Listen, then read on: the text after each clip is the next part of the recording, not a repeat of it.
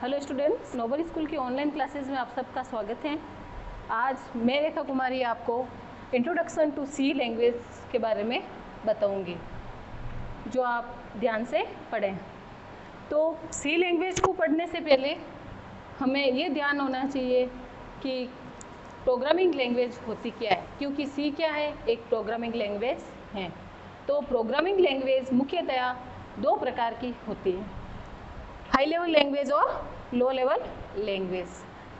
ठीक है, क्योंकि हमें पता है कि किसी भी संप्रेषण को करने के लिए, किसी से भी बातचीत करने के लिए हमें जिस माध्यम का उपयोग करना होता है वो होता है भाषा, लैंग्वेज। लैंग्वेज के माध्यम से हम एक दूसरे से बातचीत कर सकते हैं।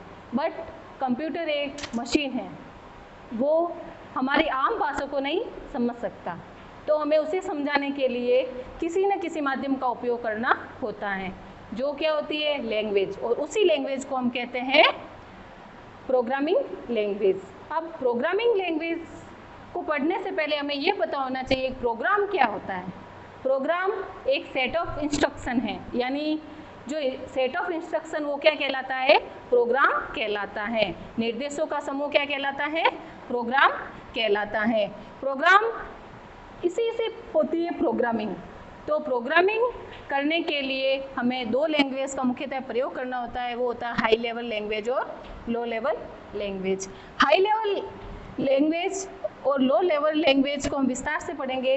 तो लो लेवल जो प्रोग्रामिंग लैंग्वेज है वो कौन सी है, एक तो मशीनी लैंग्वेज, दूसरी असेंबली लैंग्वेज। मशीनी लैंग्वेज को हम कहते हैं बाइनरी लैंग्वेज।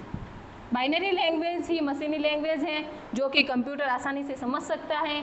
कंप्यूटर को समझ में ओनली एक ही लैंग्वेज आती है जिसको डायरेक्ट समझते हैं, वो है बाइनरी लैंग्वेज, जिसमें ओनली 0 और 1 का प्रयोग किया जाता है। कंप्यूटर ओनली एक ही लैंग्वेज समझता है, बाइनरी, जिसमें 0 और 1 का प्रयोग किया जाता है।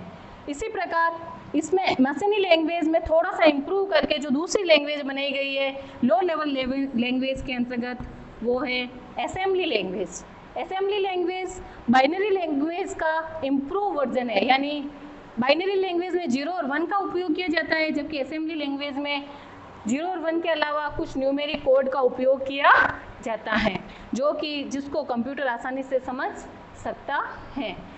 अब इन दोनों की कमियों को दूर करने के लिए हाई लेवल लैंग्वेज का उपयोग किया जाता है, जो कि मोस्टली दूसरी जो प्रोग्रामिंग लैंग्वेज है वो है हाई लेवल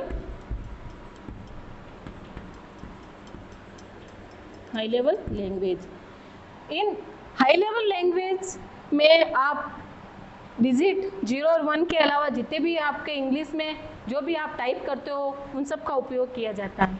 बट ये लैंग्वेज जो आप टाइप करते हो, हाई लेवल लैंग्वेज है, उसको कंप्यूटर नहीं समझता है, उसको कंप्यूटर नहीं समझता है। तो कंप्यूटर को समझाने के लिए हमें एक ट्रांसलेटर की जरूरत पड़ती है, क्योंकि हाई लेवल लैंग्वेज जब कंप्यूटर नहीं समझेगा तो उसे समझाना पड़ेगा। हम भी किसी भाषा का अगर प्रयोग करते हैं, अगर हम कहीं बाहर जाते हैं घूमने के लिए, हमें ओनली हिंदी आती है और वहाँ पे इंग्लिश चलती है या तमिल चलती है, तो हम क्या करेंगे, किसी न किसी व्यक्ति को बुलाएंगे जो हमारी भाषा को भी समझ सके और उस भाषा को भी, अगले वाली भाषा को भी समझ सके। तो इसके लिए हमें किसकी जरूरत पड़ती है, ट्रांसलेटर की। ट्रांसलेटर यानी अनुवादक।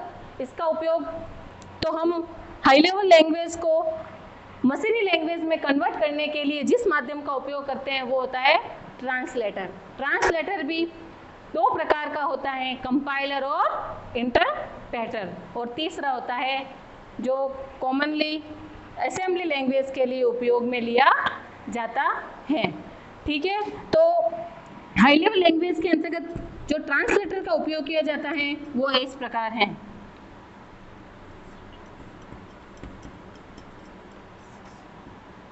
कंपाइलर, दूसरा है असेंबलर,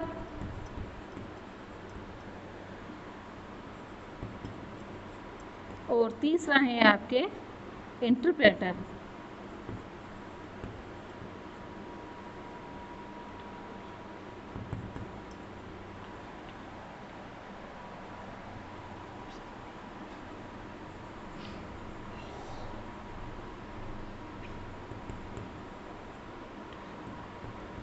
इस प्रकार ट्रांसलेटर भी 3 प्रकार के होते हैं, कंपाइलर, असेंबलर और इंटरप्रेटर। इन तीनों का उपयोग भी अलग अलग होता है। कंपाइलर क्या करता है, पूरे प्रोग्राम के कोड को एक साथ एग्जीक्यूट करता है, एक साथ क्रियान्वित करता है, जिसको कि किसमें बदला जाता है, मशीनी लैंग्वेज में, बाइनरी लैंग्वेज में। दूसरा होता है assembler, assembler only assembly language के लिए उपयोग में लिया जाता है। कौन सी लैंग्वेज, असेंबली लैंग्वेज के लिए असेंबलर ट्रांसलेटर का उपयोग किया जाता है। इंटरप्रेटर क्या करता है, लाइन बाय लाइन एग्जीक्यूट करता है, किसी भी प्रोग्राम को लाइन बाय लाइन एग्जीक्यूट करने के लिए इंटरप्रेटर का प्रयोग किया जाता है। अब हम देखेंगे हाई लेवल लैंग्वेज के अंतर्गत कौन कौन सी लैंग्वेज आती है। तो हाई लेवल लैंग्वेज के अंतर्गत आपके आती है जावा, सी, C++, PHP, ... ETC। बहुत सारी लैंग्वेज है जो हाई लेवल लैंग्वेज के अंतर्गत आती हैं।